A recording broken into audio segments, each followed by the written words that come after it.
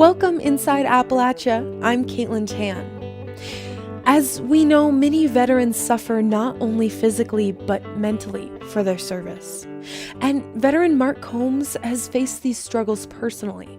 He served in Iraq in 2008 to 2009, and when he returned home, he worked on a project to help document the stories of his fellow veterans who served in Iraq and Afghanistan. He's even hosted and produced a documentary about veteran suicide that we featured on Inside Appalachia. But Mark eventually decided to leave West Virginia to pursue his dreams of becoming an actor. We followed his journey in a series we called The Struggle to Stay. Reporter Glynis Board helped Mark record and tell his story.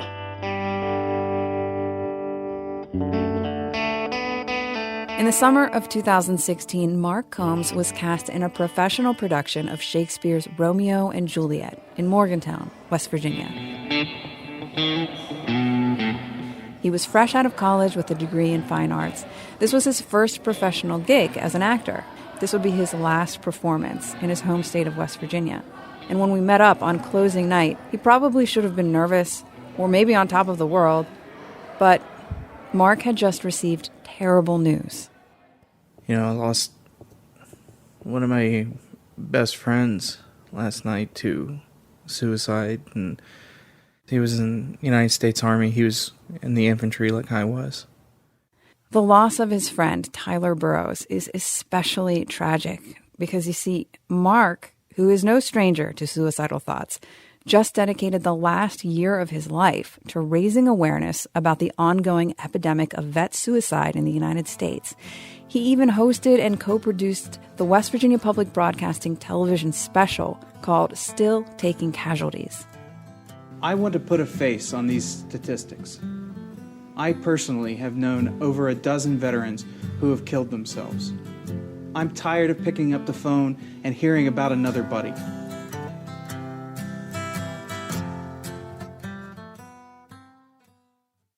It's the first friend I've lost in a while, probably about 10 months to it. And it's tough. It never gets any easier.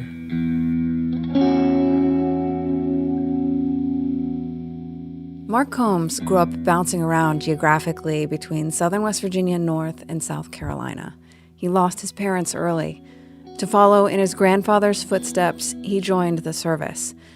But 15 months in Iraq left him with several traumatic brain injuries. These came because of exposure to blasts from improvised explosive devices, or IEDs. In 2009, he was discharged because of his injuries and diagnosed with post-traumatic stress disorder. Part of that disorder means he copes with recurring nightmares about being back in the war. In the beginning, it was nothing but firefights and rocket attacks and mortar attacks and seeing IEDs blow up my friends and IEDs hitting me. But they progressed. In my mind, I was really thinking about certain things, the aspects of really taking another human being's life. And it really started to bother me because that was one thing that I was known for. That was like everybody knew who I was in the battalion because I did that. And I did it more than anybody else. My dreams became just having to watch those people die over and over and over again. And that's pretty much what it is even to this day.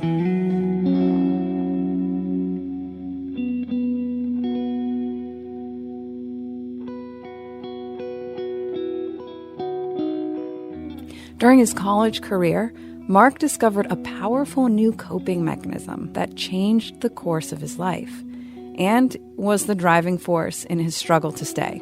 Honestly, theater saved my life.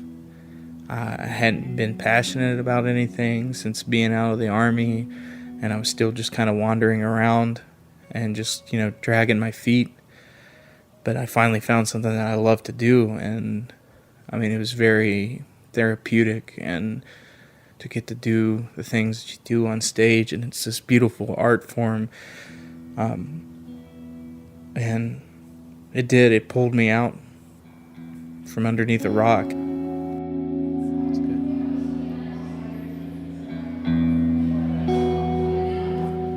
After the final performance of Romeo and Juliet, while his castmates celebrated in the lobby, Mark and I sat down in the now empty theater.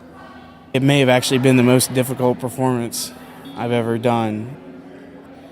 You know, there's a couple times I stepped into the wings and just kind of cried because I almost didn't want to be out there. But, you know, there's that saying, the show must go on.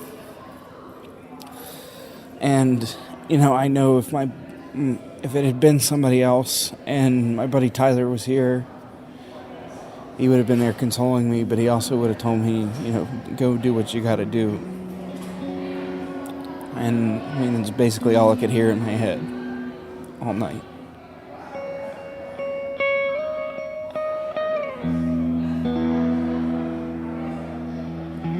I got a funeral to go to this week, and then try to continue to work, save up a little bit more money before leaving for California at the end of August.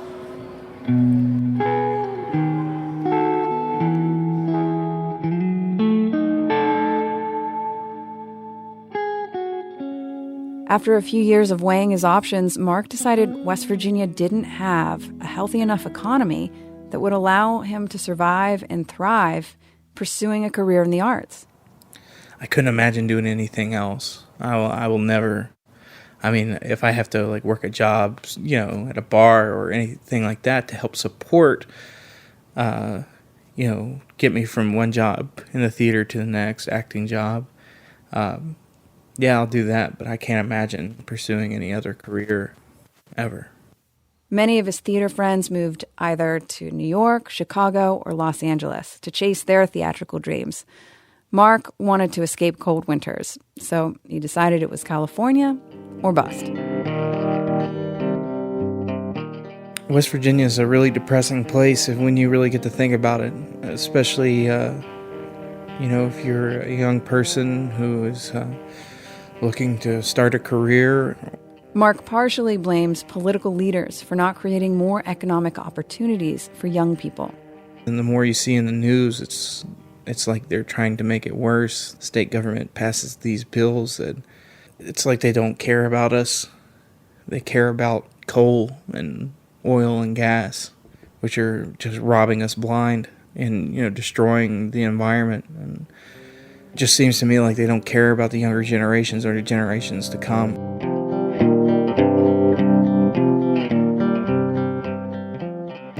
I mean, I'd love to be able to stay here.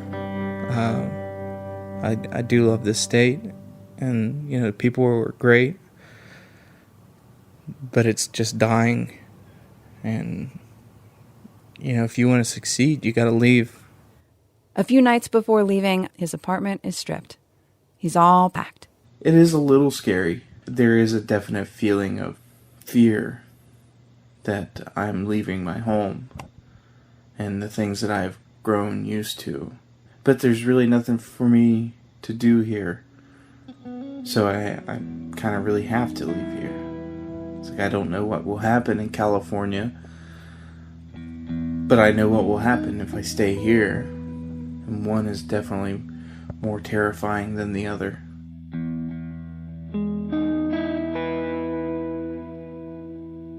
"3 days from now, I'll be halfway across the country."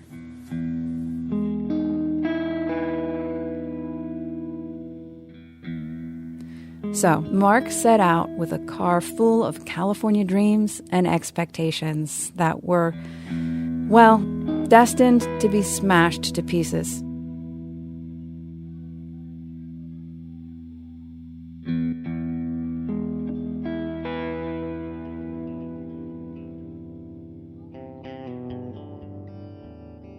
You're listening to Inside Appalachia. We'll hear more of Mark's story in just a minute.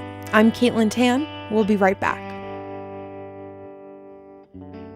Support for Inside Appalachia is provided by Concord University in Athens, West Virginia. With career-focused liberal arts education in more than 80 degrees and programs, to pursue various career options, not just a single job. More at concord.edu. We're listening to Mark Combs' struggle to stay story. We just listened to Mark decide that he didn't want to struggle in West Virginia any longer.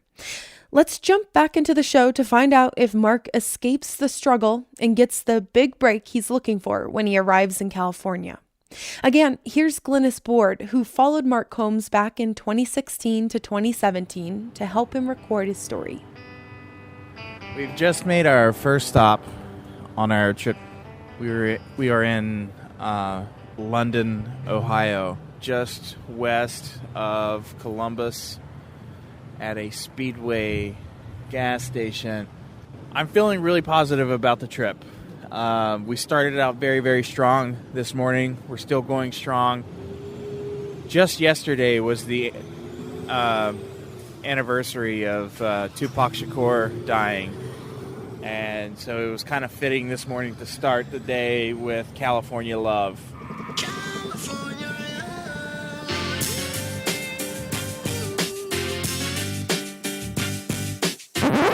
But just hold on. Wait a second. Before we get too far into this road trip, Mark is not going alone. He has his border collie, Lily, and a cat named Terror Czar, or TC for short. And to get across the country, he's also joining forces with another young West Virginian, Cameron Elias Williams. Elias is like my stage name for like my hip-hop music, by the way. So if you ever want to look me up. Cameron is a dancer, rapper, writer, and like Mark, a comedian. They met in theater school and have been close friends ever since. Together, they've been planning this move west with similar ambitions. Well, I love West Virginia. It's always going to be another home for me. But for the arts, there's not a whole lot here. I mean, if you're going to want to expand your art and like your audience, you've got to leave. Cameron and Mark were encouraged to move to Los Angeles by several college theater friends, both in West Virginia and some who'd already moved to California and loved it out there. Mark and Cameron definitely wanted to move somewhere where they'd have some kind of social network to help them get started, and they also wanted to escape cold winters. They saved money and shed most of their belongings, talked to some friends about what to expect, but there really wasn't much more to their planning than that. We don't have a house lined up. We don't have jobs lined up. We don't have jobs lined up. So we're kind of just, we're going to go out there. We have some people we could crash with for, a few days until we find our own spot. And then once that happens, we'll move all of our stuff in and then just going to hit the ground running. But I don't think we'll run out of money. I mean, I don't foresee it being an issue. From a living room in West Virginia, Mark and Cameron saw all these opportunities and resources just waiting for them outside of the state.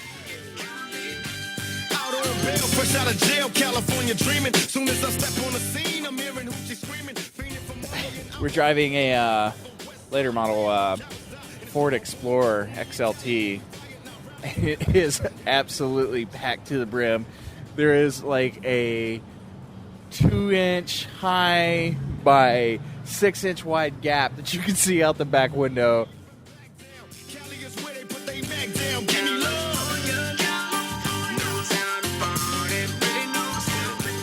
Day 2. I am standing outside of an Econo Lodge in Kansas City, Missouri.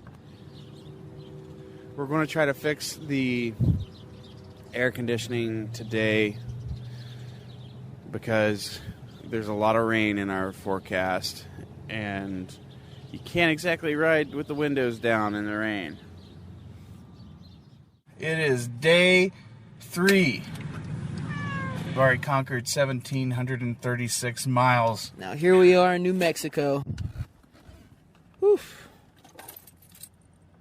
I don't think I've ever spent this much time in a car. Gentlemen, start your engines. We'll be in LA tomorrow evening. Home sweet home. The new one anyway. Mark and Cameron didn't record for a few very busy days once they made it to LA. And then we heard from them again. So I am homeless, jobless, with $10 accessible to my name on the complete opposite side of the country. I don't really regret the situation that I'm in. I mean, I knew it was going to be hard. I knew it was going to be tough. I'm just, really hoping that we get a break. So we spent a lot of time on Sunday applying to jobs and going to different places. We went to the Glendale Galleria, which is a very big mall in Glendale. It's actually where I'm at right now. We have a job interview with Ralph Lauren, and we're going to. Cameron was up first, and I'm sitting in the car with the animals. We had to repack our thing because we only had enough money to get a hotel room until this morning. I don't know what we're going to do tonight. No one wanted to rent to them because they didn't have jobs, and they were having a hard time securing a job, in part because they couldn't prove that they were local residents. Anyway, they ended up at a sketchy hotel that night, but they didn't stay there long. So it's Tuesday afternoon. We've been here for 4 days. It is incredibly frustrating. It is so frustrating. Everybody you talk to is like, oh yeah, there's a bunch of places over here to rent. There's a bunch of places over there to rent. But there's really not. And Cameron and I really aren't trying to live outside of our means. It's not like we're going after like high-end places. We're going for places that are decent rent for what we would make money-wise. But it is damn near impossible to find a place.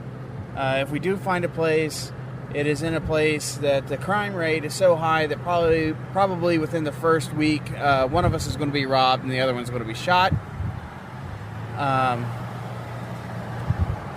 If it's not something like that, they don't allow dogs.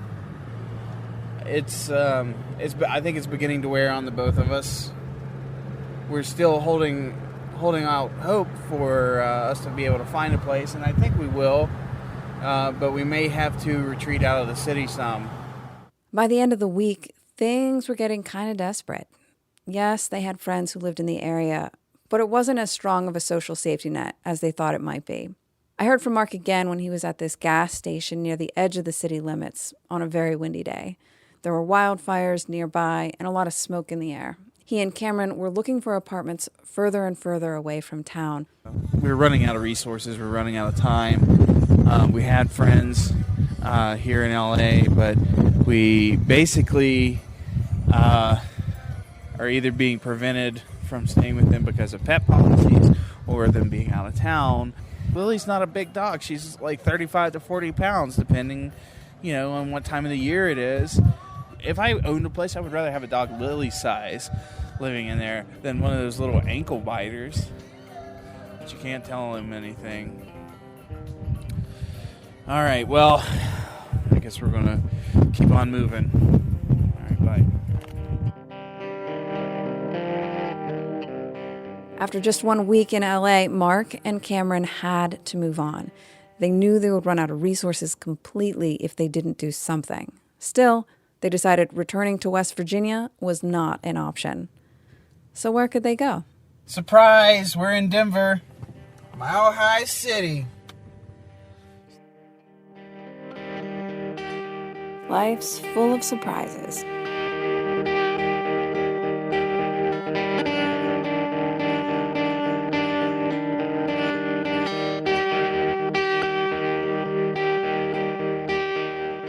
So, basically, Los Angeles didn't work out. Yeah, it didn't work out this time around. We're gonna reposition ourselves and come back stronger and better, I guess you could say. Right.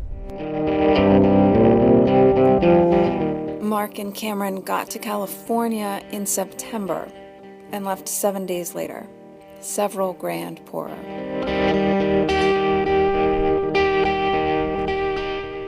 You know what? I don't really think it really crossed our minds that, yeah, Cameron and I weren't necessarily rolling in the money in West Virginia, but we weren't doing bad. But that still meant we were poor as on LA standards. A guy coming to the store today, and he was from LA, and he was talking about one of his friends that pays $2,500 for a one-bedroom apartment in North Hollywood. And I can guarantee you that house didn't come with a damn refrigerator, because LA is just weird like that. And they don't provide fridges for their tenants, and you have to supply your own, which is just, I don't know, it's weird. It's ridiculous.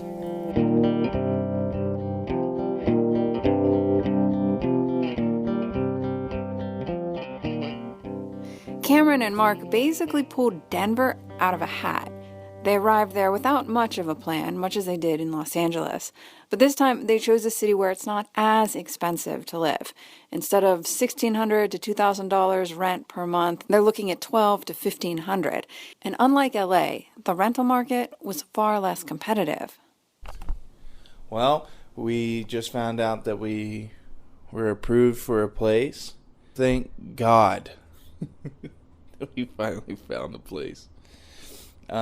It was beginning to be soul-crushing. It's going to take a couple months to rebuild, not as long as LA, because it was just so expensive out there for rent and whatnot, but rent is a lot more feasible here, and, gas is pretty cheap, food isn't expensive. It feels good knowing that that we won't be living in a hotel for very much longer. Yeah. Living out of our bags. Well, not that we have much more than what's in our bags. You know what I mean. Yeah. They both were able to start working at a pizza place almost as soon as they arrived. That and some loans from friends and relatives got them started. But they didn't have any family in Denver. Not a lot of friends either. So, in the coming weeks and months, loneliness set in. It weighed them down and ate away at their motivation to follow their entertainment dreams. Mark recorded an update again 2 months later in late November.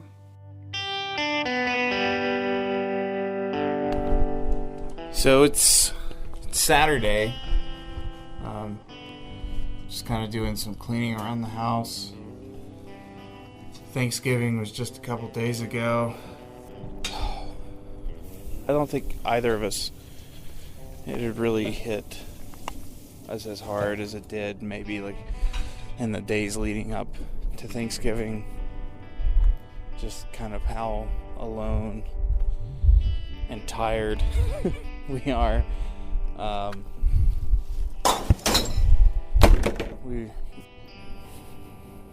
It's been kind of tough, to be honest. I didn't think I would miss people back home this much, and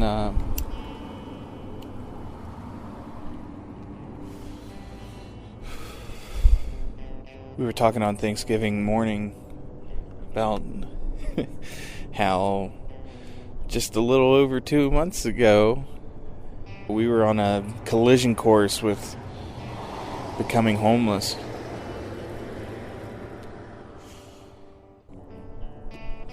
This Thanksgiving, we were just really thankful to have a home and to not be sleeping on the ground in our home anymore, and the fact that we have a couch.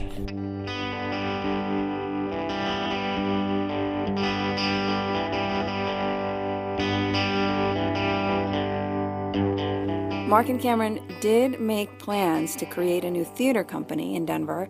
They even talked to friends back home who were really interested in coming to join them, which was encouraging. But unfortunately, it just didn't stick. The day-to-day scramble to stay afloat financially took its toll. By the time we got here, we were so far behind, owed so many people money that we just had to constantly work. We couldn't take any jobs that allowed us any time off to be able to go and explore those routes of auditioning for different shows or going and doing stand-up. I'm an artist. If I'm not creating something, I start to just get really really on edge and anxious, and I gotta have outlets to, express myself. It's like a form of therapy for me, so. Not getting to be creative led to some depression. Depression made keeping a job a harder task. Cameron went from delivering pizzas to selling phones. Mark went through several jobs over the course of a few months. Pizza, UPS, a solar startup, a deli, and none of it really provided a living wage. I have $9 on a credit card. Cameron has a maxed out credit card and one debit card that's in the red and another that's got a zero balance.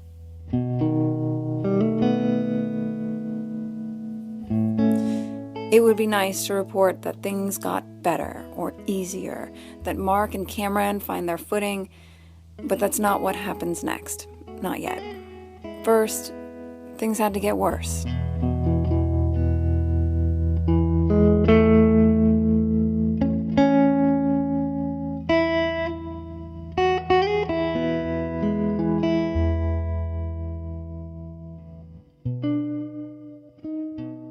When I caught up again with Mark, he told me their furniture was being reclaimed, they were facing possible eviction, and life handed him another blow.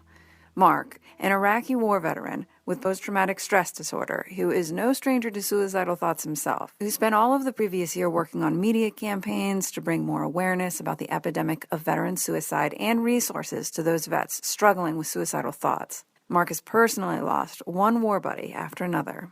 Well, Mark got word this spring he'd lost another brother.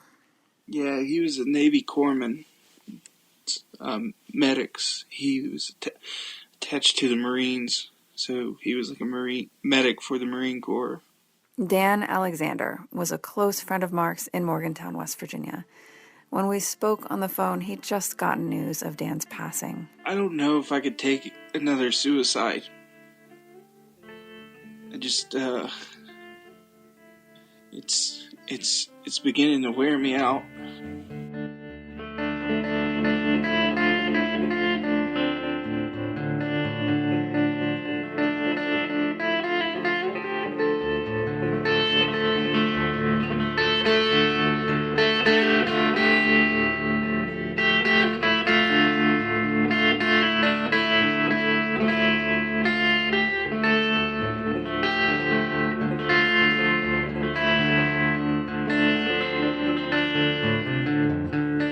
Dan's death was determined to be a heroin overdose.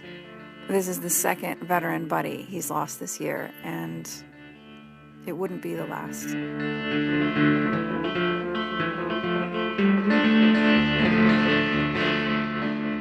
mean, I feel like I've been at the bottom of the barrel for so long, that I have a keen understanding of what that means.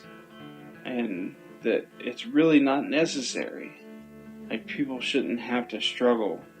Mark and Cameron did lose their furniture, but they were able to borrow some money for rent to avoid being evicted. There's this constant feeling like we just keep failing. Like we try and try and we just fail and fail. Look, it may seem like these guys set themselves up for failure in California, not preparing enough, not having the resources to get them where they wanted to be. But in some ways, they were more prepared than most. Mark and Cameron had each other. And a good friendship is a powerful thing. It sucks because I have nobody here other than Cameron. Cameron, I don't know what I'd do without him. He's one of the strongest dudes I know. Physically and just mentally. He's been through a lot in life. Not just since I've known him, far before that, but anytime he gets knocked down, he gets back up and just starts swinging harder. So, I always know he's going to be all right. Eventually, Cameron and Mark decided that Denver was not the right place for them. Still, returning to Appalachia was not an option. West Virginia and Colorado have so much in common. The difference is Colorado's working towards the future, and West Virginia is fighting tooth and nail, clinging to the past. We are about as down and out as you can go, but in no way in my mind, am I like, yeah, I'm ready to go back? No. Hard times and isolation from friends and family forced both Cameron and Mark to reevaluate some life goals.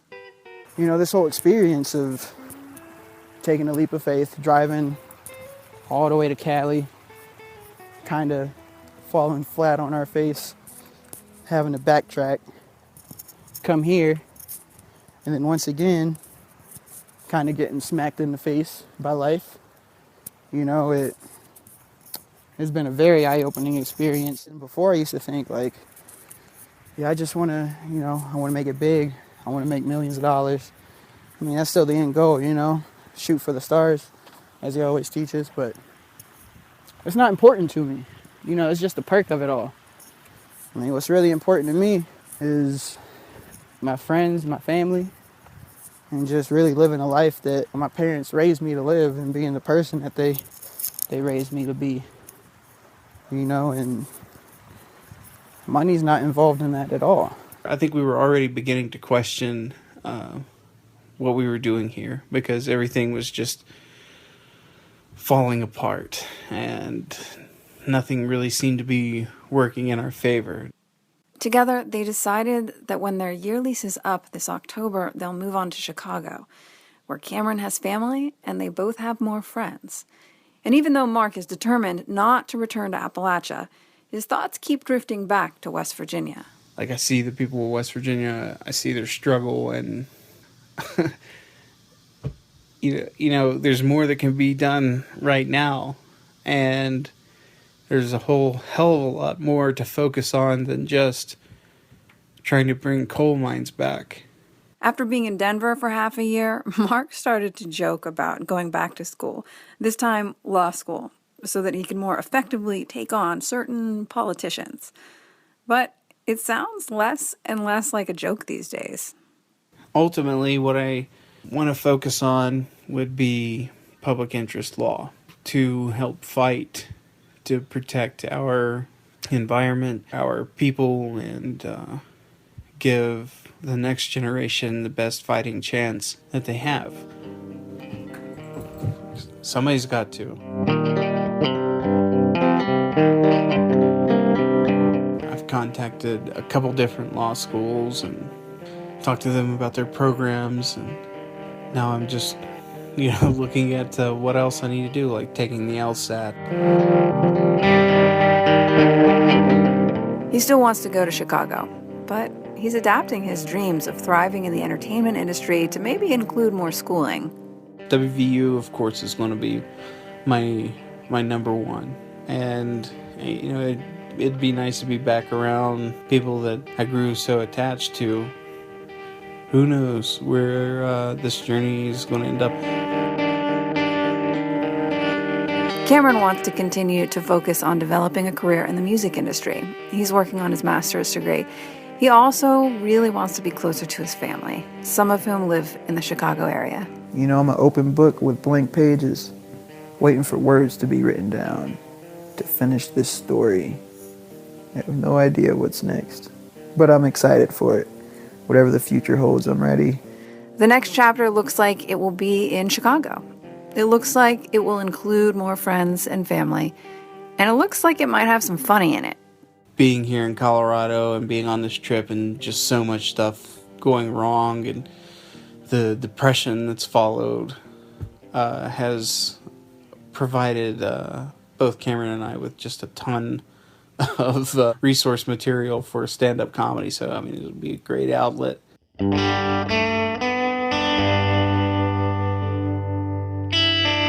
We caught up again with Mark and Cameron about 6 months after they both left Denver. Mark is living in Chicago. Cameron wound up back in West Virginia. West Virginia is home for me. How is my life different now? It's kind of almost back to what it was before I left for California, Still doing the dance stuff, still teaching there, still on the dance team. Try to do stand-up when I can. It's just very rare now. They only do one show a month. Just trying to stay focused on getting my money right and then getting back out. Cameron is finishing up his master's in music industry. He says he feels well prepared to use the degree. That's his goal.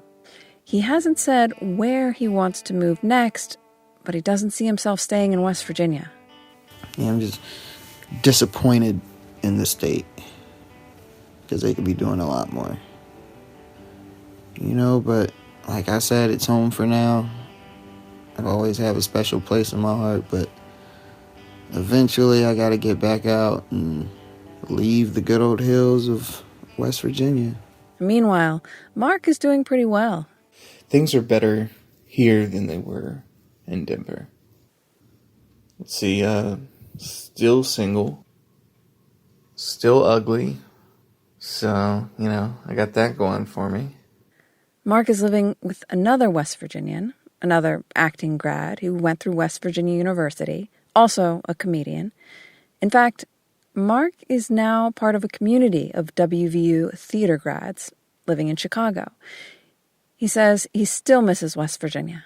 Yeah, you just miss the people and pepperoni rolls, Tudor's biscuits, stuff like that. But he's keeping himself busy. He takes odd theater jobs regularly, and he says he's slowly building a name for himself in Chicago as an actor, writer, and comedian. He works now and then at a comedy theater called Second City, which is a place of mythical lore for comedians like Mark. It was the training ground for his comedic heroes like John Belushi and Bill Murray. Mark is working on a variety of creative projects with friends, and he was just cast in a television pilot this summer. He even landed a role in a cartoon, which is something he loves. You just have to hear this piece of his voice reel. You fool! The power contained within these orbs is enough to turn one into a living god. All I have to do now is kill you and take back what is rightfully mine. Mark seems pretty happy, especially compared to times we heard from him in Colorado. Oh, I recently did something that was pretty incredible. Since the 1980s, there's been fewer than 300 people to have closed the Captains of Crush #3 hand gripper, which takes 275 pounds or more, I think, per square inch to close it with your grip. I did that. Been working on that for a couple of years as a joke to Cameron. I know what you're probably thinking, you really dedicated 2 years of your life to do something that near impossible to make someone laugh. Yes, I did. It's also important to note that Mark has also enjoyed a months-long reprieve from any news of Army friends killing themselves. No one's killed themselves in a while, so that's good. That's real good. Mark is not planning on returning to West Virginia anytime soon. He still doesn't see enough opportunity for professionals who want to work in arts or entertainment, and he's still frustrated with the political status quo and a general lack of what he calls visionary leadership. But it's worth noting that he has surrounded himself with a community of West Virginians in Chicago. Maybe it's just expedience or circumstance that led to this reality. Do people make a place? Does a place shape its people?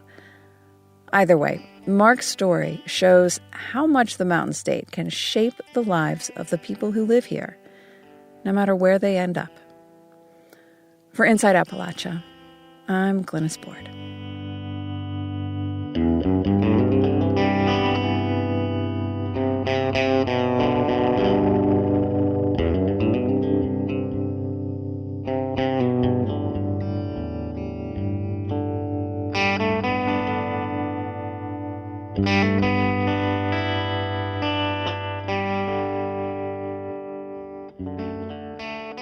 We've been listening to Mark Combs' Struggle to Stay story as part of a series that we originally aired in 2017 and then revisited again in 2018. Since then, there have been some more updates in his life. Last time we spoke with Mark, he was in Chicago. Things were going okay. He was making money as a comic, but really just enough to get by. And then everything changed. His dog, the border collie, that came with him all the way from West Virginia, passed away. And Mark told me that losing his best friend made him look at his life trajectory completely differently. I kind of collapsed in upon myself and just thought about, I'm doing all this and I'm, doing what I love to do, but I have absolutely nothing to show for it. I couldn't even save my best friend. So I started re-examining. I was like, well, I can't keep doing what I'm doing. I can't keep doing comedy. I can't keep, working in the theater. It's just too much for not enough. So over a little bit of time, like reflecting on what was important to me beyond theater and comedy, I kind of landed on this idea, something I had considered in the past was going to law school. So I started thinking I could actually make changes. I could actually do other things and make a life practicing law. And, eventually if I wanted to come back to it, maybe have some time to do some acting on the side, to do some theater, to do some, comedy. So I decided that, I was going to be like my border collie. I was going to be a shepherd and protect the sheep. Yeah. Now I'm in law school at WVU, and I just completed my first semester. Oh my God. Well, congratulations on the first semester part. And Mark, when we first started talking with you, you did say you always will love West Virginia, but you needed to leave. But then it sounds like when you were in Chicago and you had made the decision to go back, there was kind of no looking back. Like you were ready to go back to West Virginia. Yeah, I mean, I think if you listen to anything I've said, you know that once I make a decision, I kind of just go with it. I'm as stubborn as can be in that regard. I made the decision that this was what I was going to do. I was going to go back to school. I was going to learn law and practice here in West Virginia. There's opportunity for that here. There's opportunity because, because there are a lot of problems. There are a lot of opportunities for an attorney to, help. There's just not a lot of opportunity for an actor or a comedian in the state. So, in changing, career focus, I think, it also changed, the possibilities in front of me.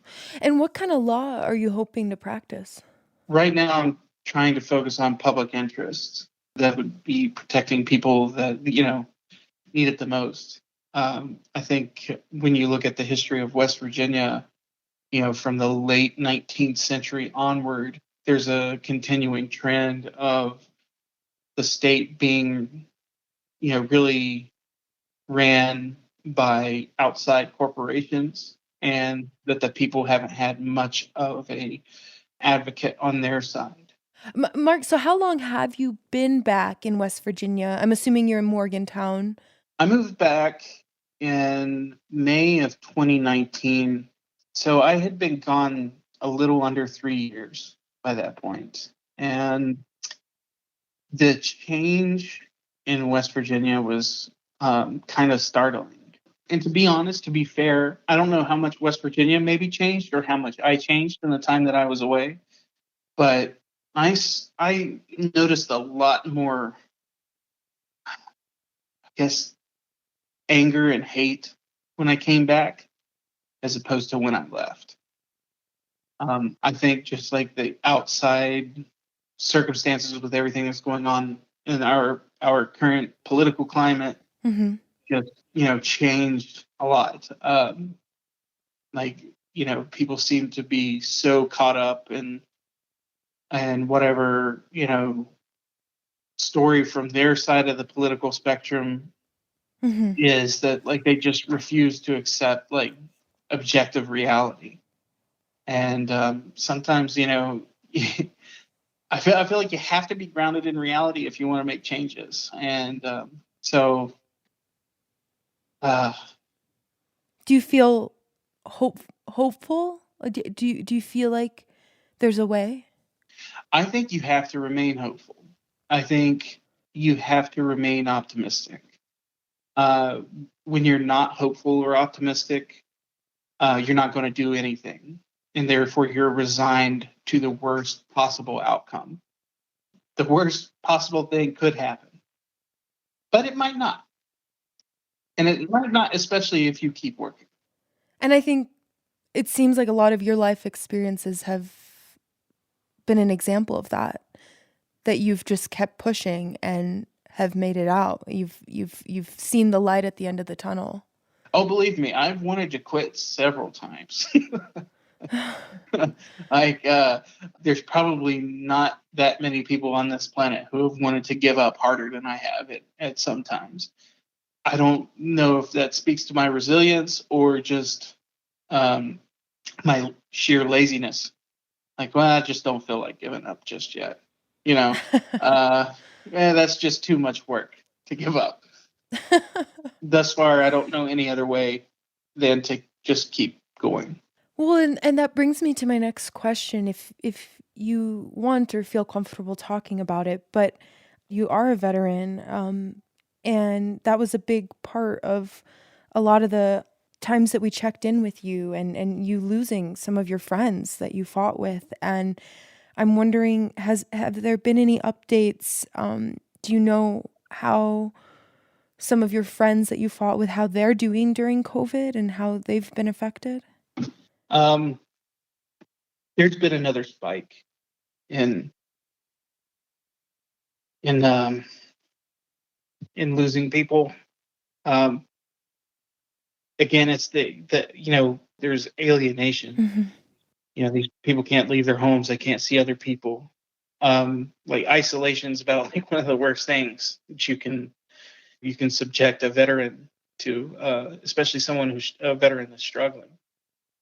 You're talking about people that are very comfortable with death because they've been surrounded by it at one point in their life and they're struggling already. Mark, how do you keep yourself from going there? I like to listen to Monty Python's Always Look on the Bright Side of Life, All Things Dumb and Ugly. And it takes time. They say time heals all wounds.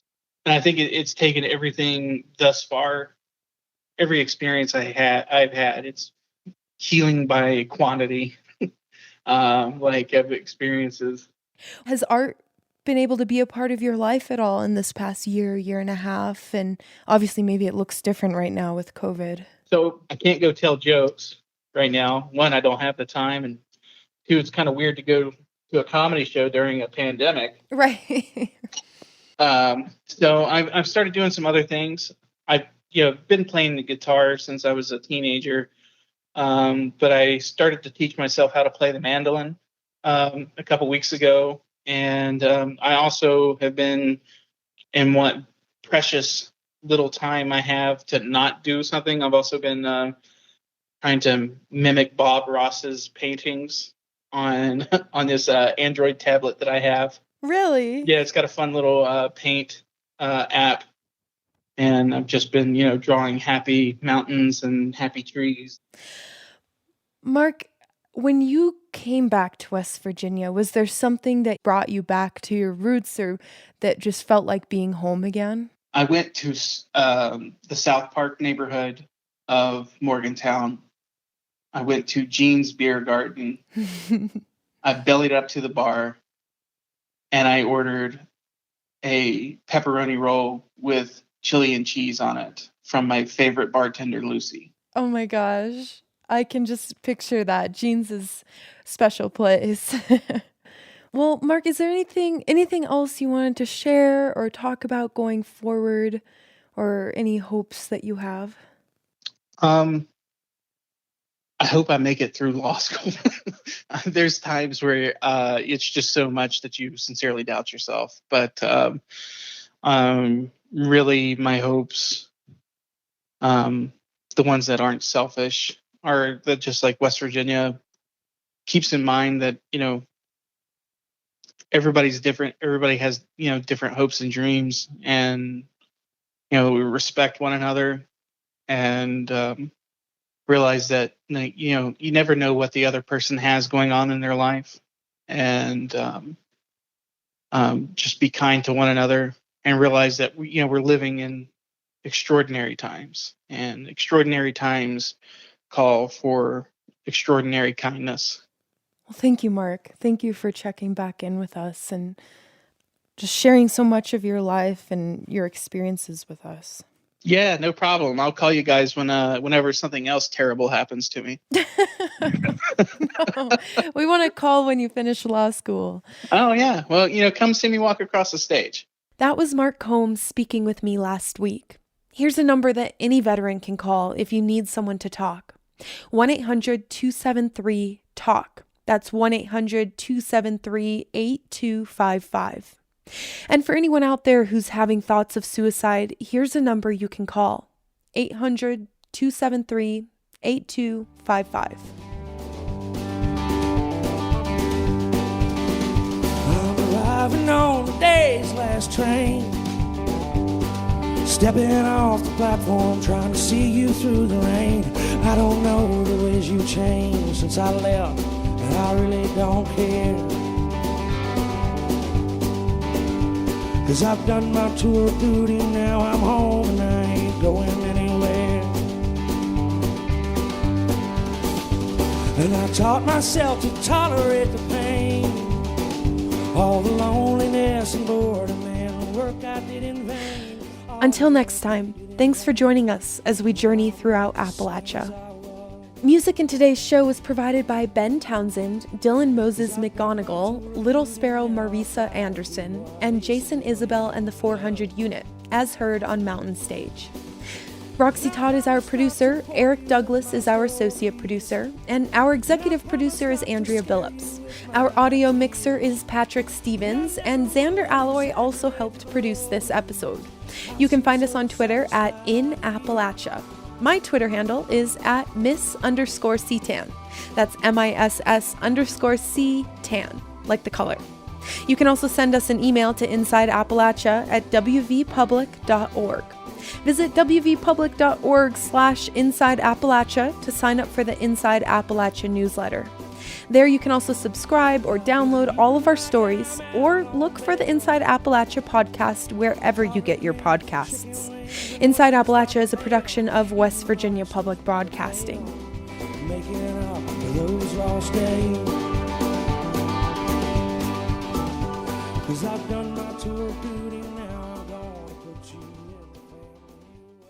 Support for Inside Appalachia is provided by Concord University in Athens, West Virginia.